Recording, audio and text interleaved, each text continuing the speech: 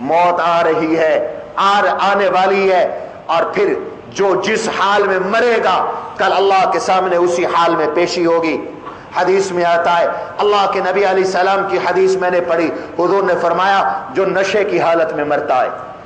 اللہ کے سامنے نشے کی حالت میں پیش ہوگا، وہ اپنا نشہ چھپا نہیں سکے گا،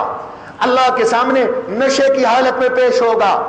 میں عرض کیا کرتا ہوں، نشہ ایسا بدترین گناہ ہے،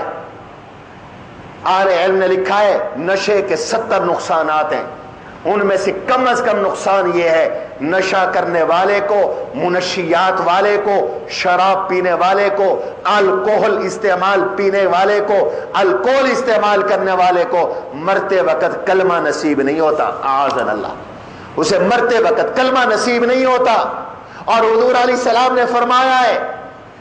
جس نے ایک گھونٹ شراب کا پیا 40 دن تک اللہ اس کی دعا قبول نہیں فرماتے، اس کی عبادت، اس کی نماز قبول نہیں فرماتے۔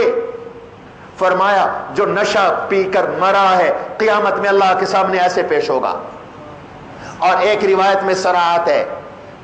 یہ جو مسجدوں میں اذان دینے والے ہوتے ہیں جنہیں ہم حقیر سمجھتے ہیں، مسجد میں اذان دینے والا کل جب اٹھے گا قیامت کے دن اللہ کے سامنے پیشی کے لیے وہ اذان دیتے ہوئے اٹھے گا، وہ نشانی ہوگی، عمل چھپ نہیں سکیں گے، نیک نیکی کرتا ہوا اٹھے گا، بد برائی کرتا ہوا اٹھے گا۔ حضور نے فرمایا ہے موت بھی ایسے آتی ہے، تموتون کما تحیون، جیسے جیتے ہو ویسے مرتے ہو، جو جیتے ہوئے کام کرتے ہو تمہیں موت ویسے آئے گی۔ وَتُحْشَرُونَ كَمَا تَمُوتُونَ، جس حالت میں تمہیں موت آنی ہے اسی حالت میں اللہ کے سامنے تمہاری پیشی ہوگی، اسی حالت میں اللہ کے سامنے پیش ہوگے۔